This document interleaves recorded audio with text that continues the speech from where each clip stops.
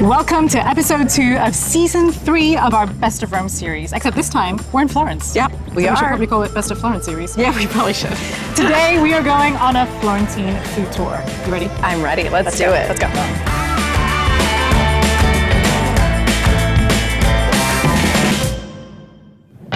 All right. We have officially arrived in Florence, in Tuscany.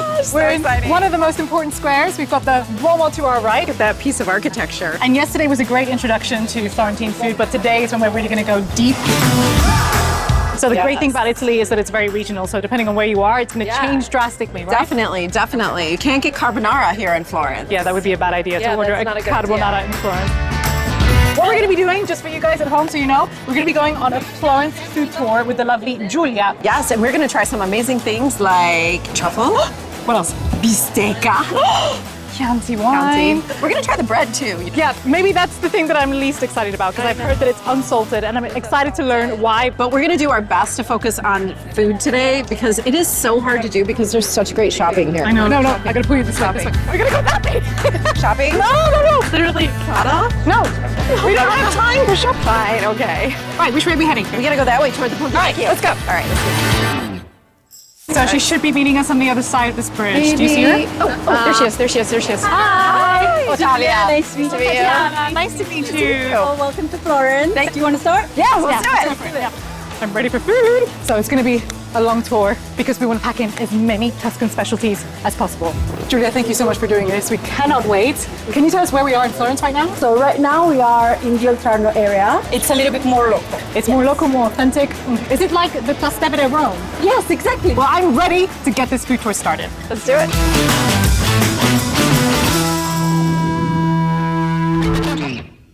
Talk about a view, ladies and gentlemen. So this is the famous Arno River, yes. And we are now in Oltrarno. Yes. So this place is called? Il ristoro di perditempo. Shall we open it? Let's do it. There we go. That's the sound of a party, I think. So are there any sort of traditional Florentine ways to do cheers? We do tap it once on the table though. Good eye contact, that always. Salute. Salute. Once. And then the cheers. Oh, here we go. Oh, wow, look at that. Here you have your bread and the sketchup. So I'm going to try and guess what we have here. All right. Salami, pecorino romano. No. So this is pecorino toscano. You have a fresh one and a semi-dry one. The normal salame, prosciutto crudo semi-sweet, capocollo, also known as gabagool. You have what in Rome you call sbriciolona. In Florence, we actually call it finocchiona. From the Italian word for fennel. Fennel, which is finocchio. It's also like a palate cleanser, you know. True. Yeah. Is this the unsalted bread? The infamous unsalted bread. I'm so nervous about this. Buon appetito. The bread in Florence, it's unsalted since the 1100s, yes. Because there was a rivalry between the city of Pisa and Florence. And one day Pisa decided to stop the supplies of salt for the city of Florence. So Florentine people decided to never use salt ever again in their bread. And to this day, we don't put salt in our bread. Florentine people are extremely proud of their city. And I do want to say that there's still a little bit of a rivalry between Pisa and Florence. As the best city. So these are two of the most common poor people dishes actually invented during the Middle Ages.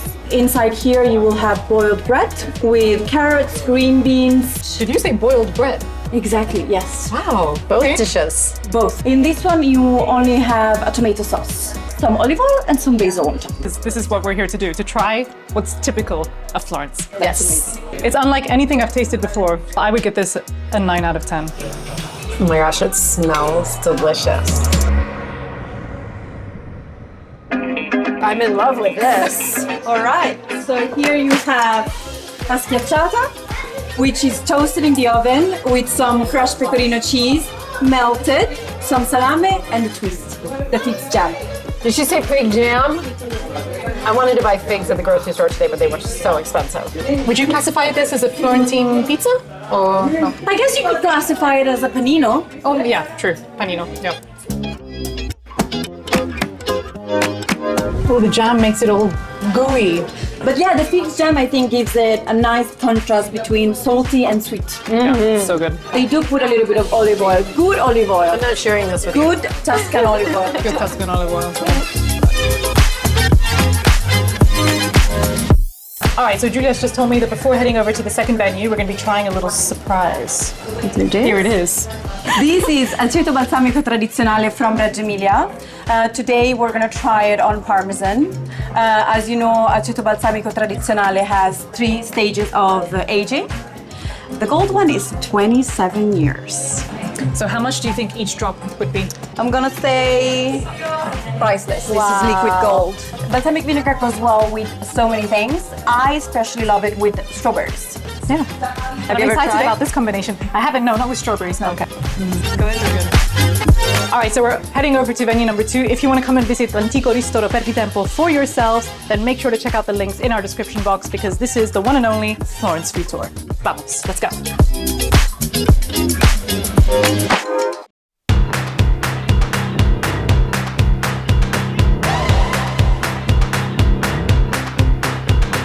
Here we have one of the famous Wine windows. The origin is still a little bit unknown. They were invented around 1600s. Okay. At the beginning, these were private residences of very wealthy families that were selling their wine through their own private little door. We have something like 180 wine windows. Visible, it's only 157. Usable, I want to say less than 10. So today we're going to have the privilege to skip the queue. Let's get ready for some wine. All right, let's do it.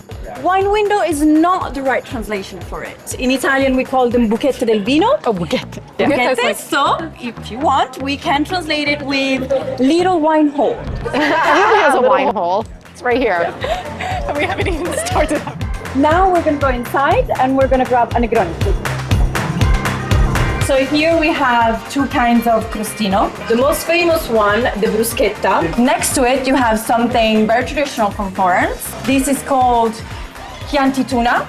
And it's basically a slice of bread toasted in the oven. On top of that, you think it's tuna. It's pork, slowly cooked in red wine for about 5 hours with onion and homemade mayonnaise. The reason we call it tuna is because they think it looks like tuna.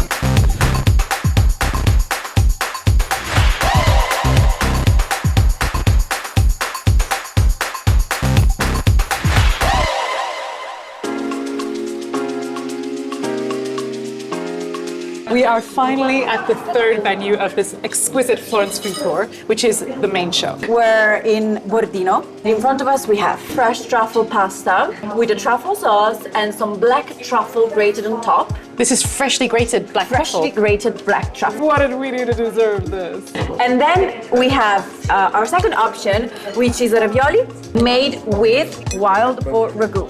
Inside the ravioli, this time we have potatoes, which is the best filling for the boar ragu. Approved by Michele. A good Chianti. Approved by Giulia. Approved. All right. I'm gonna teach you a little trick. This is called scarpetta. Some bread, some sauce, as much as you can handle. What you're looking at right now is probably the most famous thing that you will find in Florence. This is a 1.2 kilo Florentine steak. It is actually very customary for the chef to come out and show you the cut before he cooks. Yes. Definitely, it's mandatory. So how would you like to have this cooked actually? Medium well done. No, that's just not possible. 3 strikes and you're out. Rare.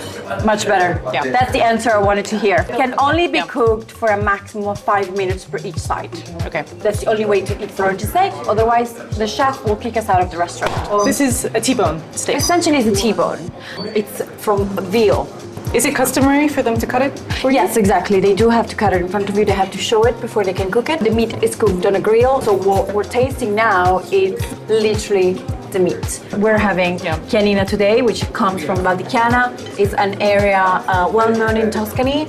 And now what we're gonna do, we're gonna choose our own piece. Remember though that the fat, which is the little white part, it's always the best. The fat is the That's where all the best flavor is. part. At the end, if we're good, we're gonna grab the bone and eat it like this. We've got a couple of sides. We're having a salad, some fries which are 100% made here. Oh, no. After you. Okay. Well, that Fiorentina was superb. So Chiara, lead the way. That was an incredible amount of food. All right, so we're gonna go down that way and reach the gelateria. Okay, let's go. 1, 2, 3. Andiamo. I've been thinking all day about which flavor I'm gonna get, and I'm thinking stracciatella. Oh, this is via stracciatella, actually. No! Yes, that's gonna be our stop. When the gelato is kept in this kind of container and has a lid on it, it's always a good indication if the gelateria is actually a good one. But I want to lead your attention to one specific gelato flavor that I think you should try today. It's called Buontalenti. Inside you will find eggs, mascarpone cheese and milk. I think the best pairing is with the fondente, so dark chocolate. Cup or cone? That is the question. Always take a cup. Oh wow, look at the view. That's the Uffizi, right? Yeah. Yes. Wow. I think it's very romantic. This is the life. And that brings us to the end of what was an epic Florence food tour. Giulia, thank you so much for taking us around. Thank you guys for coming. I hope you had fun and I hope you liked everything that was on the tour. Thank you so much for watching. We hope you had a great time. If you want to experience this Florence food tour for yourself, then check out the links in the description box below. Make sure to subscribe to our channel, give this video a like, and we'll see you next time. From all of us here at the Roman/Florence food tour, arrivederci! Ciao!